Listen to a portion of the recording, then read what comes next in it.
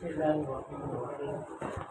اللہ تبارک و تعالیٰ کا بہت بڑا احسان و کرم ہے کہ اللہ تبارک و تعالیٰ نے ہمیں خوشی کے اس موقع پر مل جل کر بیٹھنے کی توفیق عطا کی۔ یہ بھی دین کی ہی مجلس ہے۔ ہمارا دین اتنا پیارا ہے کہ اللہ تبارک و تعالیٰ نے نکاح کو بھی عبادت قرار دیا اور فرمایا کہ جو نکاح کرنے والا ہے وہ اپنی نیت کو وسیع کرے۔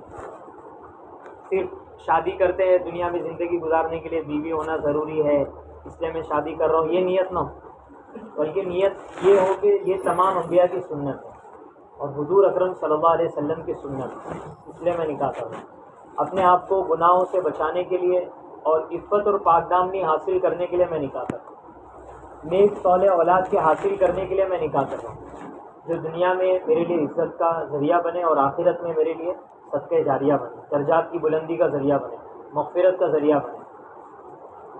یہ اور اس طرح کی نیت نکاح کے اندر ہونی چاہیے۔ باتیں تو بہت ساری ہیں لیکن میں چاہتا ہوں کہ 2-3 باتیں بنیادی جو بات ہے میں عرض کر دوں، وہ دلہے کے بھی کام کی ہے، میرے بھی کام کی، اور آپ جتنے بھی حضرات یہاں پہ بیٹھے سب کے کام کی۔ آپ خود عمل کر سکتے ہیں اور اگر خود نہیں تو آپ کے ذریعے سے شاید آپ کسی کو بتا دیں تو وہ عمل کر سکتے ہیں۔ دیکھیے سیدھی سمپل بات ہے، دنیا میں کوئی بھی کام بغیر سیکھے نہیں ہوتا۔ بغیر سیکھے کوئی کام اگر کرنے جائیں گے تو گڑبڑی ہو جائے گی۔ یہ بھی مائک ہے، مائک میں اگر کچھ سسٹم خراب ہو جائے تو جو الیکٹریشین ہوگا جو اس کا کام جانتا ہے اس کو ہی بلایا جائے گا۔ میں اگر کچھ انگلی کرنے گیا یا کسی اور کو بلا کے بھائی آپ دیکھو تو وہ ادھر ادھر کچھ کریں گے آگے پیچھے اور پورا سسٹم خراب ہو جائے گا، پورا سسٹم خراب۔ اور وہ جو ماہر ہے، جو استاذ ہے اس لائن کا، وہ آگے بس 1 سیکنڈ میں چھٹکی بجاتے ہوئے مسئلہ حل کر دے گا۔ اور ہم لوگ کے ساتھ کئی مرتبہ ہوا بھی ہے، ابھی اپنا پروگرام ہوا تھا، وہ 1 گھنٹے سے اس میں انگلی پھرا رہے کچھ نہیں، اور یہ بھائی یہ آپ ہی آ گئے تھے نا، یہ آ گئے تھے اور وہ ہمارے عبدالغفار بھائی وہ آئے، وہ بس چھٹکی بجاتے ہوئے ماشاءاللہ مسئلہ حل ہو گیا۔ تو دنیا کا کوئی بھی کام بغیر سیکھے نہیں ہو سکتا، بغیر سیکھے آ ہی نہیں سکتا۔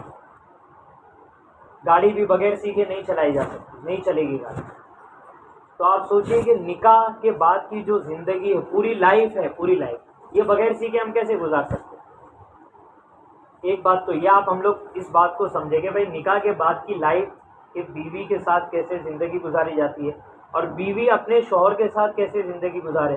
وہ ایک اپنا گھر چھوڑ کے اپنے شوہر کے گھر میں آ رہی ہے، شوہر ہی نہیں ہے، دوسرے لوگ بھی ساتھ میں ہوتے ہیں، ساس سسر ہے، ٹھیک ہے، نندے ہیں اور دوسرے بہت سارے رشتہ دار ہوتے ہیں، پھر پورا خاندان ہوتا ہے، سب کو نبھانا ہوتا ہے۔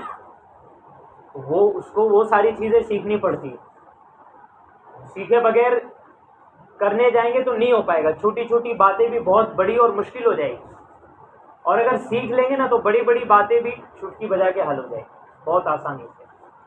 تو یہ بات آپ سمجھ کے ایک تو ہم کو کیا کرنا ہے، سیکھنا ہے۔ دوسری بات، ضروری بات یہ ہے کہ ہمارے معاشرے میں بہت ساری چیزیں ہو رہی ہیں شادی بیاہ میں، شادی بیاہ کے بعد، اور ایک اللہ کی شریعت ہے، اللہ کا قانون ہے، اللہ کے احکامات ہیں۔ تو ہم لوگ دماغ میں یہ بات بٹھا لیں کہ اللہ کے حکم کو مجھے آگے رکھنا ہے، مقدم رکھنا ہے، ترجیح دینا ہے۔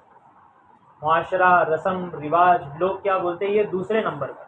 اگر وہ شریعت کے مطابق ہے تو ٹھیک، اگر شریعت کے مطابق نہیں ہے تو پیچھے۔ اللہ کو راضی کریں گے تو اللہ تعالیٰ لوگوں کو بھی راضی کر دیں گے، اور اگر لوگوں کو راضی کرنے کے چکر میں پڑے تو لوگ تو کبھی خوش نہیں ہونے والے، اللہ بھی ناراض ہو جائے گا۔ یہ بات آپ دماغ میں بٹھا لینا ہے۔ تو اس لیے اللہ کو راضی کرنے کی فکر کرے، اللہ کے حکموں پر چلنے کی فکر کرے۔ اور تیسری اور آخری بات، وہی پہلی بات جو میں نے بتایا اس کا حل بھی میں آپ کو بتا رہا ہوں کہ چونکہ سیکھنا ضروری ہے نکاح کے بعد کی زندگی، تو اس کے لیے ہمارے یہاں پر جو ہمارے جو بزرگ ہیں، ہمارے گھر کے جو بڑے ہیں، یا ہمارے علاقے میں علماء کرام ہیں، اللہ والے ہیں، ان کے پاس جا کے بیٹھے اور سیکھیں کہ بھائی میری شادی ہو رہی ہے یا میری شادی ہو گئی ہے، کس طرح زندگی گزارنا ہے، اللہ کے احکامات مجھے بتا دیں، ان سے معلوم کریں اور اس پر عمل کرنے کی کوشش کریں اور اللہ تعالیٰ سے دعا کرتے رہیں۔ بس بہت سمپل ہے معاملہ۔ زندگی سیکھ لیں، ان سے پوچھیں، پوچھتے رہیں، سیکھتے رہیں اور عمل کی کوشش کرتے رہیں اور اللہ تعالیٰ سے دعا کرتے رہیں۔ یہ 3 کام کر لیں گے تو انشاءاللہ اللہ تعالیٰ آسان کر دیں گے۔ نکاح کے بعد کی جو زندگی ہے وہ سیکھتے رہیں کہ مجھے کیسے زندگی گزارنا ہے۔ اچھا، زیادہ کوشش یہ کریں کہ میرے ذمے جو حقوق ہیں میں وہ ادا کروں۔ شوہر یہ سوچے کہ میرے ذمے جو حقوق ہے میں وہ ادا کر دوں، بیوی ادا کر رہی نہیں کر رہی وہ اللہ پہ چھوڑ دے، فکر کرے اس کی لیکن زیادہ اس کی فکر نہ کرے، زیادہ اپنی فکر کرے۔ اور بیوی کی ذمہ داری یہ ہے کہ وہ یہ سوچے کہ میرے ذمے کیا حقوق ہے میں وہ ادا کروں، میرا شوہر میرے حقوق ادا کر رہا ہے نہیں کر رہا ہے۔ ہم لوگ تو اصل اللہ کے حکم کے پابند ہیں نا بھائی، ایسا تو نہیں ہے کہ ابا میرے ساتھ اچھے سے رہیں گے تو نماز پڑھوں گا، میری بیوی اچھے سے رہے گی تو نماز پڑھوں گا، اور اگر بیوی مجھے خوش نہیں رکھے گی تو میں نماز نہیں پڑھوں گا، ایسا ہے کیا بھائی؟ ہم نماز کیوں پڑھتے ہیں؟ کیونکہ اللہ کا حکم ہے۔ تو اسی طرح پوری زندگی کے بارے میں ہونا چاہیے، بھائی بیوی کے میرے ذمے جو حقوق ہے میں ادا کروں گا کیونکہ اللہ کا حکم ہے، اب چاہے وہ جیسی بھی رہے، اگر وہ میرے حقوق ادا نہیں کرتی ہے تو اس کو اللہ کو جواب دینا ہے، میں تو اپنے حقوق ادا کروں۔ تو یہ آخری بات ہے کہ ہم اللہ والوں کے پاس جا کر، علماء کرام کے پاس جا کر وقت نکال کے جائیں، یا ایسی کتابیں ماشاءاللہ اب تو ہر زبان میں کتابیں آ گئی ہیں، تو وہ کتابیں ہمارے پاس ہو اور وہ پڑھے، وہ معلومات حاصل کریں اور اس کے مطابق جو ہے زندگی گزارے، اور اللہ تعالیٰ سے دعا کرے۔ بھائی ہمارے لیے بہت مشکل ہے لیکن اللہ کے لیے بہت آسان ہے۔ اللہ تعالیٰ سے جو بندہ دعا مانگتا ہے اللہ اس کے لیے ہر چیز آسان کرے، تو دعائیں مانگنے کا بہت اہتمام کرے۔ قرآن میں اور حدیث میں بہت ساری دعائیں آئی ہیں میاں بیوی کے لیے، ربنا هب لنا من ازواجنا وذریاتنا قرۃ اعین واجعلنا للمتقین اماما، اور بھی دوسری دعائیں۔ میں تو کہتا ہوں کہ بھائی یہ دعا تو ہم میں سے ہر ایک کو یاد ہونی چاہیے اور اس کو پڑھتے رہنا چاہیے نمازوں کے بعد یا چلتے پھرتے جب بھی موقع ملے، کہ اللہ میری بیوی سے مجھے سکون عطا فرما دے، میرے بچوں سے مجھے سکون عطا فرما دے۔ اور کیا چاہیے آدمی کو؟ بیوی سے اور بچوں سے آدمی کو سکون مل جائے، بیوی خوش رکھے اور وہ خود بھی خوش رہے، ہمارے بچے ہماری فرما برداری کرے، ہمیں خوش رکھے اور ہمارے بچے ہم سے خوش رہے، اس سے بڑھ کر اور کیا چاہیے؟ بس ہو گیا۔ اس دعا کے اندر وہ سب آ گیا، ربنا هب لنا من ازواجنا وذریاتنا قرۃ اعین واجعلنا للمتقین اماما۔